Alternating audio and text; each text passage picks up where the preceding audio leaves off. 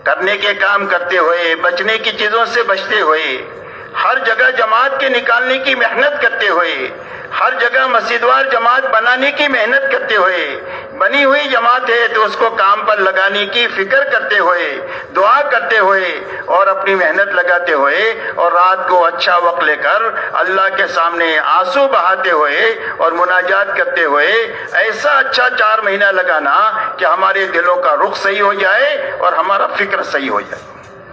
جب رخ صحیح ہو جائے گا اور فکر صحیح ہو جائے گا، اس کے بعد یہ واپس آ جائے، واپس آ کر کے اپنے گھر کاروبار میں یہ دینداری کے ساتھ اور دین کی محنت کے ساتھ لگے، دین کے ساتھ اور دین کی محنت کے ساتھ اپنے گھر کاروبار کر کے اللہ سے قریب ہوگا، یہ دعوت کا کام کر کے اللہ سے قریب ہوگا، یہ کاروبار کر کے اللہ سے قریب ہوگا، اور یہ اپنے بیوی بچوں میں رہ کر اللہ کے قریب ہوگا۔ مسلمان کا کوئی بھی کام دنیا نہیں ہے، ہر کام دین ہے، شرط یہ ہے کہ دینداری کے ساتھ ہو اور دین کی محنت کے ساتھ ہو، اور زندگی ایسی گزارنا اسی وقت میں حاصل ہوگا جب دل کا رخ صحیح ہو جائے اور فکر صحیح ہو جائے۔ اس لیے میرے محترم دوستو، یہ محنت اس بات کی ہے کہ ہر مسلمان کی زندگی میں دین پر چلنے کی طاقت پیدا ہو جائے، اور اس طاقت کے راستے سے اپنے اپنے شعبوں میں دینداری کے ساتھ جیے اور دین کی محنت کے ساتھ جیے، تاکہ ان کی دنیا بھی اللہ تعالیٰ پاکیزہ بنا دے اور ان کی آخرت بھی اللہ اچھے سے اچھی بنا دے۔ اسی کے ساتھ میں میرے محترم بزرگوں اور دوستو، دعوت اور تبلیغ کی محنت اپنی دینی کمزوری کو سمجھنے کے لیے ہے کہ ہمارے اندر میں دینی کیا کمزوری ہے۔ اس لیے کہ دینی کمزوری ہم کو اس وقت میں سمجھ میں آئے گی جب اللہ کے راستے میں نکل کر کے ہم اپنے چہروں کو صحابہ کے اور حضور صلی اللہ علیہ وسلم کی زندگی کے آئینے میں دیکھیں گے۔ اس لیے کہ آج ہمارے دیکھنے کا معیار بدلی ہو گیا، آج اپنے ماحول میں ہم اپنی دینداری کو دیکھتے ہیں، سمجھتے ہیں، تو ہر آدمی سمجھتا ہے کہ میں تو پکا دیندار ہوں، اس لیے کہ اپنے سے نیچے والوں کو دیکھتا ہے۔ حالانکہ ہمیں حکم یہ ہے کہ دنیا کے معاملے میں ہمیشہ اپنے سے نیچے والوں کو دیکھا جائے، اور دین کے معاملے میں ہمیشہ اپنے سے اوپر دیکھا جائے۔ تو اوپر دیکھنے کے لیے معیار کیا ہے؟ فرمایا اوپر دیکھنے کے لیے معیار حضور پاک صلی اللہ علیہ وسلم اور صحابہ کی جماعت ہے۔ اسی لیے حق مقید ہے آپ کے اور آپ کے صحابہ کے ساتھ۔ حدیث پاک میں اللہ تعالیٰ قرآن پاک میں فرماتے ہیں لَقَدْ كَانَ لَكُمْ فِي رَسُولِ اللَّهِ أُسْوَةٌ حَسَنَةٌ، کہ تمہارے لیے محمد صلی اللہ علیہ وسلم کی زندگی میں بہترین نمونہ ہے۔ اپنی زندگی کو آپ کے آئینے میں دیکھو کہ میری دینداری میں اور آپ جس دین کو لے کر آئے اور جس دین کو برت کر دنیا سے تشریف لے گئے اس میں کیا کمی ہے، اور آپ نے اپنے ساتھ اپنے صحابہ کو ملایا ہے۔ فرمایا حق کیا ہے؟ ما انا علیہ واصحابی، فرمایا جس پر میں ہوں اور میرے صحابہ ہیں وہ حق ہے۔ حضرت عبداللہ ابن مسعود رضی اللہ تعالیٰ عنہ فرماتے ہیں من یرید فلیستن باصحاب محمد صلی اللہ علیہ وسلم، فرمایا جو کسی کی نقل اتارنا چاہے اور جو کسی کی چال چلنا چاہے اور جو کسی کے ڈگر پر چلنا چاہے وہ اصحاب محمد صلی اللہ علیہ وسلم کے پیچھے پیچھے چلے۔ اس لیے کہ اللہ تعالیٰ نے اصحاب محمد صلی اللہ علیہ وسلم کو حضور صلی اللہ علیہ وسلم کی صحبت کے لیے چنا، دین کو لینے اور آگے بڑھانے کے لیے ان کو چنا، اور پوری دنیا میں دین کو قائم کرنے کے لیے اللہ تعالیٰ نے ان کا انتخاب فرمایا۔ یہ علم کے بڑے گہرے ہیں اور دلوں کے بڑے صاف ہیں اور تکلفات سے ان کی زندگیاں پاک ہے۔ اسی لیے حضور صلی اللہ علیہ وسلم فرماتے ہیں اصحابی کالنجوم بأیہم اقتدیتم اہتدیتم، میرے سارے صحابہ ستاروں کے مانند ہیں، جن کے پیچھے بھی تم چلو گے وہ تم کو اللہ تک اور جنت تک پہنچا دیں گے۔ اس لیے میرے دوستو حق مقید ہے آپ کے اور آپ کے صحابہ کے ساتھ۔ اس لیے اپنی دینی کمزوری کا پتہ ہم کو اس وقت میں چلے گا جب ہم اپنی زندگی کو حضور صلی اللہ علیہ وسلم کی زندگی کے سامنے اور صحابہ کی زندگی کے سامنے رکھیں گے، تب پتہ چلے گا کہ ہماری زندگی میں کیا کمزوری ہے، اور وہ سمجھنے کے لیے اور سیکھنے کے لیے اللہ کے راستے میں نکل کر کے صحابہ کے آئینے میں اور آپ کے آئینے میں اپنی زندگی کو دیکھنا، کہ حضور پاک صلی اللہ علیہ وسلم نے 23 سالہ دور نبوت میں امت کو کن بنیادوں پر کھڑا کیا تھا، جس کی بنیاد پر اللہ تعالیٰ نے ایک چھوٹی اور کمزور جماعت کو دنیا کے سیاہ اور سفید کا مالک بنایا، اور پوری دنیا کے سوئے و نصیب کو جگانے کا اور پوری انسانیت کی ہدایت کی طرف آنے کا ذریعہ جن لوگوں کو بنایا، ان کے اندر میں کیا کیا بنیادیں تھی جن بنیادوں پر اللہ نے ان کو اتنا بڑا نوازا۔ یہ میرے دوستو سمجھنا اسی وقت میں ہوگا جب ہم اپنے چہرے کو صحابہ کے آئینے میں دیکھیں۔ اس لیے اللہ کے راستے میں اس لیے نکلنا ہے تاکہ ہم اپنی دینی کمزوری پر مطلع ہونے کے لیے اپنے آپ کو صحابہ اور حضور صلی اللہ علیہ وسلم کی زندگی میں دیکھنا شروع کریں۔ سب سے پہلے جس بنیاد پر پوری امت کو اٹھایا